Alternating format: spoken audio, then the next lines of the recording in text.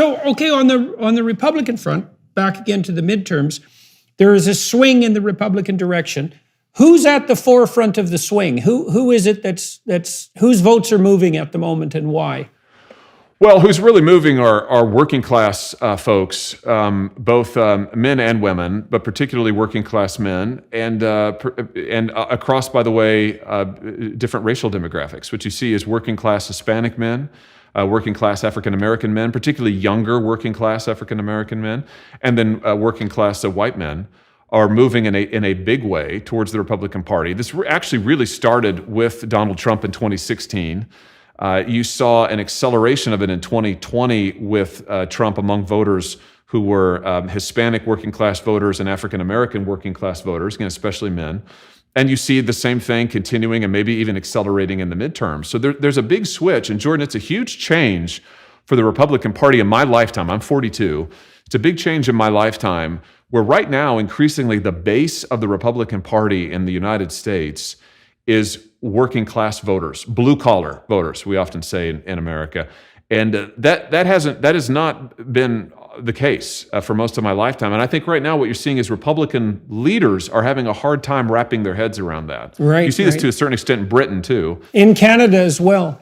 That's interesting. Yeah, well, a lot of the groundswell of support for the new conservative leader here, Pierre Poilievre, who's likely to be the next prime minister, God willing, is that there's been a big swing by younger working class people to the Conservative Party. And that's certainly something, that's always been a big business party in Canada. This is definitely a new thing. And so, yeah, as you said, it's happening in the UK and the US as well. It's so interesting, because hypothetically, the left stands for the oppressed and the voiceless. And yet you see a migration of working class people to the Republican Party, especially young men, which sort of belies the idea that the left historically, at least insofar as it had its roots in the labor movement, I think was sporadically at least a genuine voice for the labor movement.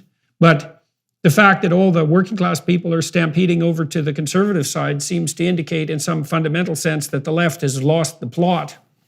Yeah, I think in the United States, certainly the left, Jordan, if you just look at their voting returns, the Democrat Party today is increasingly the party of the extremely well-educated and the upper class in this country. I mean, it's just a fact. You can just go look at the exit polls, and you see that increasingly the base of that party are folks who have at least four-year degrees or advanced degrees, folks who make above working class wages, up middle class, and really upper middle class. That is the base now of the Democrat Party. And this gets back to the cultural stuff. That segment, and it's an increasingly narrow segment of American society, they tend to buy into all of the leftist stuff about how systemically unjust America is.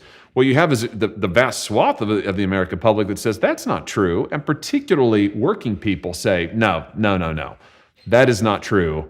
And by the way, if you destroy the family and if you destroy the community and you destroy the local church, the local synagogue, you're going to destroy all of my opportunities in life. And if you keep shipping my jobs overseas, you're going to destroy my economic opportunity in life. And I think that is the new sort of center of the Republican Party, needs to be the Republican Party in the United States. But the real challenge for us, Jordan, is wrapping our heads around that and getting a set of policies that responds to the reality of where voters are. And you mentioned big business a second ago. My own view is that the Republican Party, particularly in the last 20 years, has been too enthralled to big business.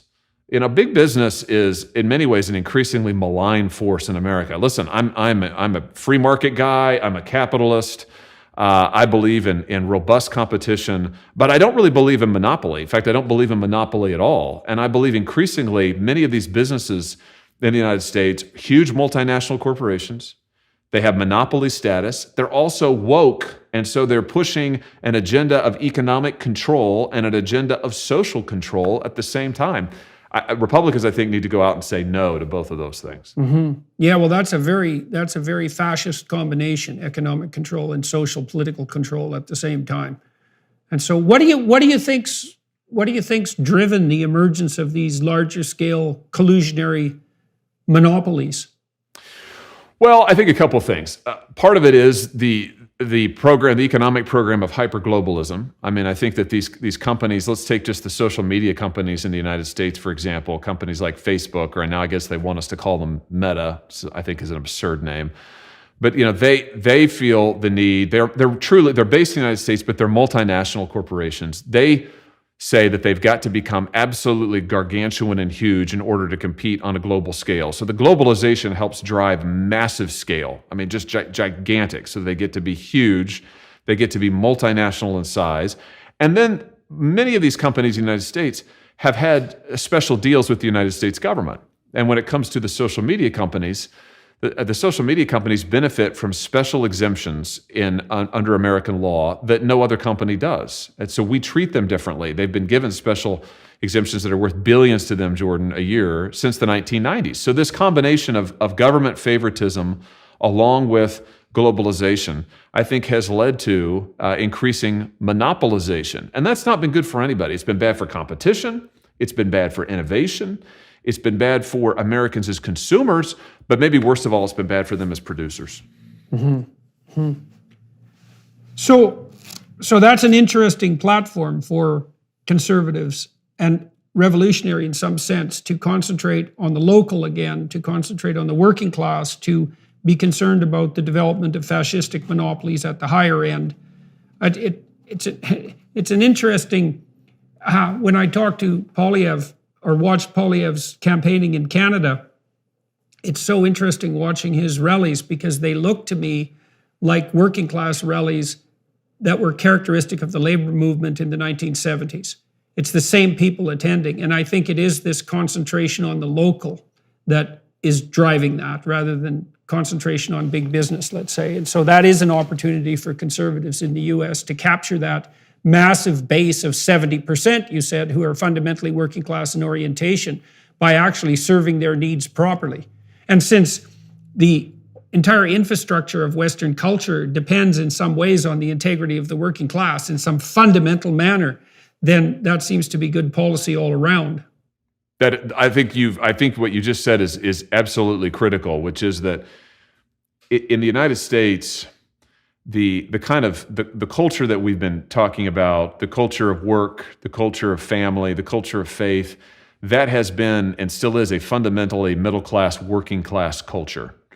And so what you've seen is that as the middle class and working class in this country has become economically weaker in these last few decades, as they have become culturally weaker, they've also become, in some sense, politically weaker, and the left has capitalized on that. And I think part of what Republicans and conservatives need to be saying is, we want to make all Americans, but especially working Americans, stronger. We want to make their voices stronger. We want to make their life prospects stronger. We want to make their institutions stronger, their families stronger, their neighborhoods stronger.